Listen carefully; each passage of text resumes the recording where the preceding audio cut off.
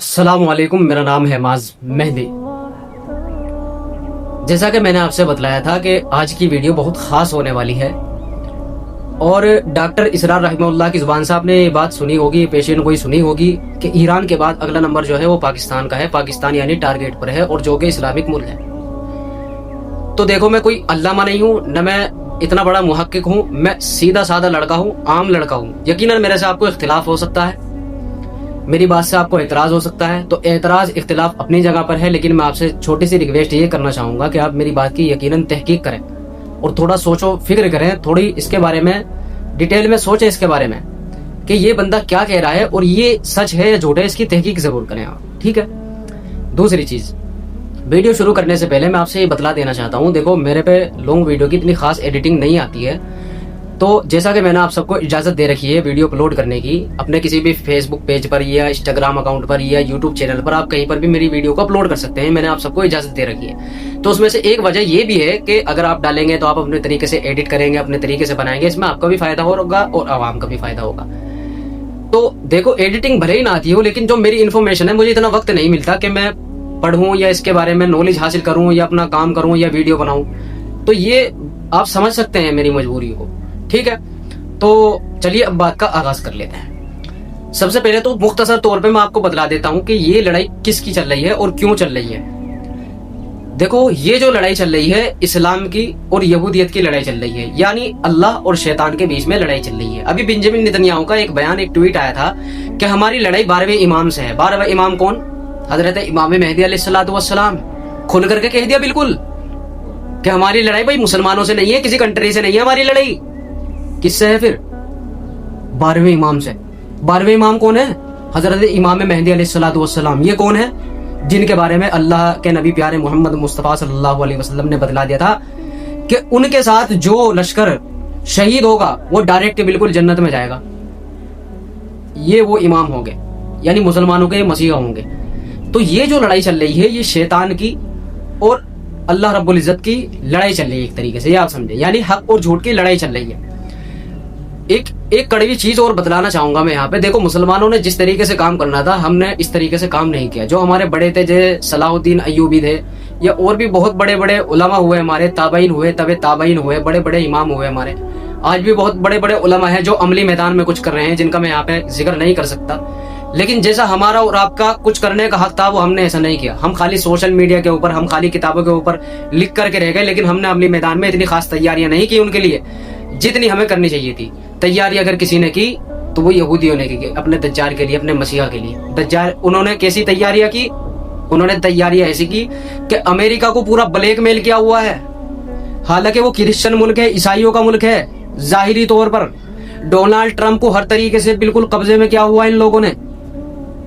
और वहां की जो अवाम है, वहां की जो पॉलिटिक्स है, वहां की जो आर्मी है, वहां का जो आर्मी का सबसे बड़ा कमांडर है, उसको इन्होंने अपने कब्जे में लिया हुआ। वहां अपने अपने बाशिंदे बिठाए हुए इन यहूदियों ने। और ये काम कैसे करवाते हैं, ये मैंने आपको कितनी वीडियो में बतलाया है। कभी ब्लैकमेल से, कभी पैसे से, कभी शोहरत से, कभी दौलत से, हर तरीके से चाहते हैं कि बस ये हमारा काम करे। अभी काम करवा रहे हैं। जैसे एप्स्टीन फाइल रिलीज हुई थी तो इन्होंने दुनिया के सामने दिखा दिया कि देखो भाई, अब तुम्हारा चिट्टा पिट्टा सारा खुल गया। अच्छा, खोलने वाले भी यही थे, ये आप जहन में रखें। ये कोई फरिश्ता या कोई जिन्नात नहीं आया था एप्स्टीन फाइल रिलीज करने, खोलने वाले भी यही थे, ठीक है। ये पहले से इनकी साजिश थी, पुरानी साजिश थी, पुराना प्लान था। साल 2030 का इन लोगों का प्लान था कि साल 2030 में हम न्यू वर्ल्ड ऑर्डर का अच्छे से ऐलान कर देंगे, और ये करेंगे। ये आप याद रखें, साल 2030 में न्यू वर्ल्ड ऑर्डर का ऐलान होना है यकीनी तौर पर। चूंकि इनकी तैयारियां इतनी आला लेवल पर हो रही है, हम आप लोग सोच नहीं सकते। तो डोनाल्ड ट्रंप का फिर बयान आया कि देखो, मैं अपनी मर्जी से कुछ नहीं कर रहा हूं। उसने अपनी आवाम को दिखाने के लिए, अपनी पब्लिक को दिखाने के लिए, क्रिश्चियनों को दिखाने के लिए बयान दिया कि देखो, मैं कुछ नहीं कर रहा हूं, मेरे से जैसा करवाया जा रहा है मैं वैसा कर रहा हूं। हालांकि वो तो विश्व गुरु बनता है, वो तो हर मुल्क के ऊपर हुक्मरानी करता है। फिर उससे ऊपर भी कौन है करवाने वाले? रोथशाइल्ड फैमिली, यहूदी, 13 फैमिलियां, इल्यूमिनाटी, फ्रीमेसन्स, बिग ब्रदर, ये है उसके ऊपर जो काम करवाती है।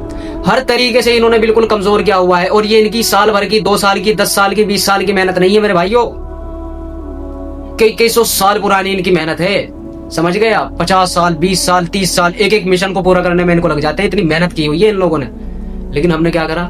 कुछ भी नहीं करा हमने। तो हमने अमली मैदान में कुछ नहीं किया मेरे भाई। अगर हमें करना चाहिए तो अब इस वक्त में करना चाहिए हजरत इमाम मेहदी अलैहिस्सलातु वस्सलाम के लिए। अच्छा, इन्होंने कैसे काम करते हैं थोड़ा सा ये समझाता हूं मैं आपको। देखो भाई, लड़ाई किसकी है? लड़ाई है सच की और झूठ की। अमेरिका की ईरान की कोई लड़ाई है? कोई भी लड़ाई नहीं है। ईरान की और इजराइल की लड़ाई है किसके ऊपर? इस बात के ऊपर है कि उसके ऊपर कोई खतरनाक हथियार ना आ जाए, यानी आप समझ सकते हैं कि वो वाला हथियार ना आ जाए जिससे कोई कंट्री खत्म हो सकती हो। इजराइल चाहता है कि कोई किसी भी मुल्क के पास ऐसा कोई हथियार ना आ जाए, किसी इस्लामिक कंट्री के पास। और उनको यह शक था कि ईरान के पास ऐसा हथियार है। अच्छा, ईरान की तरफ से हमें पेशियन गोइयां भी मिलती है, क्योंकि वहां पे जो है ये खुरासान का इलाका अभी पड़ता है। तो इसको ये डर था कि कहीं खुरासान की तरफ से इनके नबी ने जो है पेशियन गोई दी थी और यहाँ से जो वो लश्कर निकल गया तो इजराइल तो तबाह बर्बाद हो जाएगा। हमारा जो थर्ड टेम्पल बनना है, जो यहूदियों का बिल्कुल जान जिगर हैगी, जहाँ पे दज्जाल आकर के बैठेगा, वो सारा कुछ तो ये खत्म कर देंगे एक ही झटके में। तो अब क्या करना चाहिए? तो सबसे पहले इन्होंने जो है दुनिया के ऊपर दो मुल्कों को हावी किया, रशिया और अमेरिका। इन दोनों मुल्कों के पास सबसे बड़ी बड़ी ताकत दी। यहूदियों ने ताकत दी, आप ध्यान में रखें। यहूदियों ने ही इनको ताकत दी है। अपने कोई भी मुल्क अपने पैरों पर, अपने दम पर पहले कर सकता था कुछ, लेकिन अब वो कुछ नहीं कर सकता। ये आप अच्छी तरह समझ लें। तो इन्होंने जो है दोनों को खड़ा कर दिया कि भाई तुम दोनों जो है आपस में लड़ो, दुनिया को, पूरी दुनिया को तुम कंट्रोल करो किसी भी तरीके से। अब ये दोनों जो है, हमें लगता है कि भाई अमेरिका का अगर कोई टक्कर का मुल्क है वो रशिया है, रशिया की कोई टक्कर का है वो अमेरिका है। अब इन दोनों को आपस में खड़ा कर दिया। लेकिन जो छोटे छोटे मुल्क हैं उन्हें भी आपस में खड़ा कर दिया इन्होंने, जैसे हिंदुस्तान पाकिस्तान, पाकिस्तान जैसे अफगानिस्तान, अफगानिस्तान जैसे बांग्लादेश है हिंदुस्तान। तो इन्होंने इस तरीके से और छोटे छोटे मुल्क खड़ा कर दिए, यानी दुश्मन को खड़ा कर दिया। और फिर दुश्मनों में भी, ये तो मुल्क की दुश्मनी इन्होंने दिखा दी, हालांकि हमें असल दुश्मन दिखाया नहीं जा रहा। जो असल कंट्री हमारी दुश्मन है वो हमें दिखाई नहीं जा रही अभी, समझ रहे आप? हाँ, तो कंट्रियों में भी इन्होंने जो नकली दुश्मन है बना करके इन्होंने वो दिखा करके हमें पब्लिक को दिखा दिए, आवाम को दिखा दिए कि देखो ये अब तुम्हारा दुश्मन है। तो पाकिस्तान की कोई औकात है जो हिंदुस्तान से मुकाबला कर लेगा? उसकी औकात नहीं है। लेकिन जानबूझ के इन लोगों ने खड़ा किया कि ताकि ये यहाँ के आवाम जो है वो उसको बुरा कहती रहे, वहां की आवाम इसको बुरा कहती रहे। पाकिस्तान की कोई औकात नहीं है हिंदुस्तान से मुकाबला करने की, क्या आप ये भी समझ लें आप? तो और आवाम को जो है, आवाम को भी इस तरीके से खड़ा कर दिया इन्होंने। जहां मुसलमान है वहां शिया सुन्नी करवा दिए इन्होंने, जहां हिंदुस्तान में हिंदू मुसलमान है तो हिंदू मुसलमान करवा दिए यहाँ पे। अच्छा, जहां पे सिर्फ क्रिश्चियन ही है वहां किसकी करवाई इन्होंने? क्रिश्चियनों की करवा दी। क्रिश्चियनों में फिर क्या होते हैं भाई? एक पोप को खड़ा कर दिया तो दूसरे पोप को भी इन्होंने खड़ा कर दिया, दूसरे पादरी को भी इन्होंने खड़ा कर दिया। तो ये नकली दुश्मन दिखाते हैं। तो बात शुरू हुई थी कि पाकिस्तान का अब क्या होगा ये आप समझ लें। देखो, मैं आपको छोटी सी मिसाल देता हूँ। जैसे दो बोतल है और दोनों बोतल दूध की है, यानी दूध का बोतल का लेबल लगा हुआ है। अब आपसे मैं कहूँ कि आप दोनों बोतलों में से कोई सी भी चूज कर लो, तो आप सोचेंगे कि दोनों दूध की बोतलें हैं, जोन सी भी चूज कर लें, निकलेगी तो दूध की ही। लेकिन हकीकत में उन दोनों के अंदर शराब भरी हुई है, इसका आपको इल्म नहीं है। तो इसी तरीके से दोनों जो पार्टियां हैं पाकिस्तान के अंदर वो टोटली बिल्कुल यहूदियों के लिए काम कर रही हैं। अभी आपने देखा होगा कराची के अंदर एक बुत मुजस्समा बहुत वायरल हो रहा है, वो कहाँ पे जाया जा रहा था इसका अभी तक किसी को पता नहीं चला, इसका अभी तक किसी को तहकीक नहीं पता लगी। लेकिन जब हमने थोड़ा सा मालूमात हासिल करने की कोशिश की तो हमें बताया गया कि लाहौर के अंदर बहुत बड़ी यूनिवर्सिटी है जिसके पार्क के बीच में बिल्कुल इल्यूमिनाटी का सिंबल भी बनाया हुआ इन लोगों ने। वहां पे बनाया, वहां पे ये मुजस्समा लेकर के जा रहे थे और वहां के जो स्टूडेंट्स हैं, वहां के जो पढ़ा लिखा तबका है उसको ये तंजीम में शामिल करवा रहे हैं और जो पढ़ा लिखा तबका है उसको ये तंजीम में ला रहे हैं। अच्छा, एक चीज और सुनी होगी आपने कि पाकिस्तान के पास अभी पैसा नहीं है। तो ये बात हकीकत है कि पाकिस्तान के पास पैसा नहीं है, लेकिन आप ये भी याद रखें कि पाकिस्तान की जो पॉलिटिक्स है, जो वहां के कमांडर हैं, जो वहां की आर्मी है, उसके पास बेपनाह दौलत है। अभी मरियम नवाज ने एक बयान दिया था कि जो भी ढक्कन चोरी करेगा, गटर के ढक्कन चोरी करेगा, उसको सजा होगी। बस कितना घिनौना बयान है। हमारे यहाँ का कोई पॉलिटिक्स, कोई चेयरमैन उठ करके ये बयान दे दे तो यहाँ के जो दूसरा चेयरमैन है वो मतलब उसकी मजाक बनाने लग जाएंगे कि यार तुम्हारे यहाँ की पब्लिक किस तरीके का काम करने लग रही है और तुम किस तरीके का बयान दे रहे हो। तो वो लोग सीएम बनने के बाद ऐसा बयान दे रहे हैं और खुद का हाल उनका कैसा है? कई करोड़ के प्राइवेट जेट, लंदन में कई अरबों खरबों की प्रॉपर्टी, लेकिन अवाम का किसी को कुछ मतलब नहीं है। अवाम मर रही, मरने दो। इसी तरीके से इमरान खान को आप अच्छा समझते हैं, सुनो, इल्यूमिनाटी का टॉप का लीडर है बिल्कुल।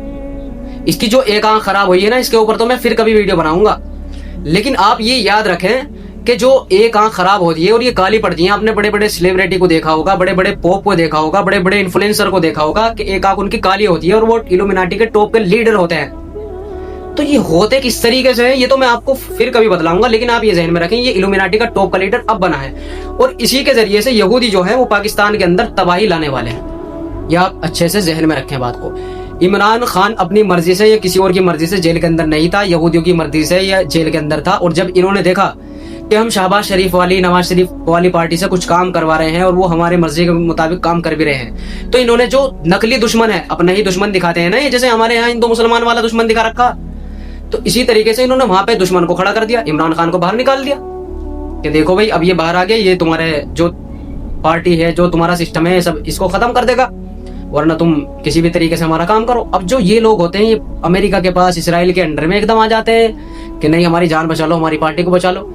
अब उसके जब जाल में आ जाते हैं तो फिर काम करने लग जाते हैं। तो ये मैं समझाना चाहता हूं आपको, इमरान खान जो है वो टॉप का लीडर बन चुका है और ये गुस्ताखे नबी है। अब आप कहेंगे नहीं ये गुस्ताखे नबी कैसे हो गए, तो कुरान करीम पढ़ता है, अच्छी बातें करता है, इसके अच्छे बयान वायरल हैं, तो मैं मानता हूं इसके अच्छे बयान वायरल है, अच्छे बयान दे रखे हैं इसने। लेकिन इसके कुछ बयान ऐसे भी हैं जिसने अल्लाह के आखिरी नबी होने का, अल्लाह के नबी के आखिरी नबी होने का इनकार करता है, यानी कादियानियों का बिल्कुल मसीहा एक तरीके का है। समझ गए आप? कादियानी इसको इतना ज्यादा पसंद करते हैं पाकिस्तान के अंदर, जिसकी कोई हद नहीं है, जिसकी कोई लिमिट नहीं है, सिर्फ इसी बात के ऊपर कि ये अल्लाह के नबी को आखिरी नबी नहीं मानता। अब भाई ये तो जब पब्लिक सामने खड़ी होती है, अब जैसे मैं कोई आदमी पॉलिटिक्स में, वो जब किसी सनातनियों के साथ में खड़ा होगा, हिंदुओं के सामने खड़ा होगा, तो वहां जय श्री राम के नारे लगाने पड़ेंगे उसको। और जब किसी मुसलमान के सामने खड़ा होगा, मुसलमान पब्लिक के, तो वहां मुसलमानों के नारे लगाने पड़ेंगे। तो पॉलिटिक्स में तो चलता रहता है, बयान से आप कंपेयर नहीं कर सकते किसी के सोच को, किसी के दावे को, किसी के प्लान को। समझ में आई बात? बयान से, बयान तो देखो हमारे पॉलिटिक्स ने भी, हमारे जो बड़े बड़े चेयरमैन है, हमारे जो बड़े ओहदे पर जो हिंदुस्तान में बैठे हैं, कैसे कैसे बयान दे रखे हैं उन्होंने। लेकिन आज वो क्या कर रहे हैं, क्या कर रहे हैं वो आज आपको पता ही है क्या कर रहे हैं। तो बयान से आप किसी का कोई अंदाजा नहीं लगा सकते, ठीक है। तो मैं आपको सिर्फ ये समझाना चाहता हूं, पाकिस्तान के अंदर अगर तबाही आएगी अब जो आने वाली है, वो भूखमरी आएगी बहुत खतरनाक तरीके से। और ये पानी को, डिजिटल करेंसी को, सारा जो सिस्टम है उसको अपने अंडर में ले रहे हैं, जो पूरा पानी है उसको अपने अंडर में ले रहे हैं, जो बोरिंग सिस्टम है उसको अपने अंडर में ले रहे हैं। यानी अगर किसी को बोरिंग करवाना होगा, किसी को नल का लगवाना होगा, उसको सरकार से इजाजत लेनी पड़ेगी, सरकार को डबल तिबल टैक्स देना पड़ेगा। करेंसी बिल्कुल डाउन होती जा रही है, जो नोट की छपाई है उसको कम कर दिया गया है और पार्टियों की आपस में लड़ाई करवाई जा रही है। शिया सुन्नी का आपस में झगड़ा किया जा रहा है। पब्लिक को इस तरफ धकेल दिया कि तुम इमरान खान को अपनी आंख दो, आंख बड़ी दिखाई जा रही भाई। सऊदी अरब का जो प्राइवेट जो लोगो है वहां के जो पुलिस का, तो उसका भी एक आंख बना दिया इन्होंने। और जो डॉलर के ऊपर है वो भी एक आंख है, बिग बॉस के ऊपर भी एक आंख है, बड़ी बड़ी कंपनियों का सिंबल एक आंख है। अजीब बात है भाई, एक आंख, ये क्या है एक आंख? ये एक आंख दज्जाल की आंख है, समझ गए आप। और ये जो इमरान खान ने आंख दी है ना, इसके ऊपर तो मैं आपको तफसील से बताऊंगा, अभी इस बात का मौजू नहीं है कि ये आंख क्यों देते हैं, किस तरीके से देते हैं। तो अगली जो तबाही और बर्बादी आने वाली है वो इमरान खान के जरिए से आएगी, आप अच्छे से याद रखें, ठीक है। और अगर किसी भाई को एतराज हो या कोई डाउट हो तो आप मेरे से सवाल कर सकते हैं। बाकी मिलते हैं फिर अगली वीडियो में, तब तक के लिए अल्लाह।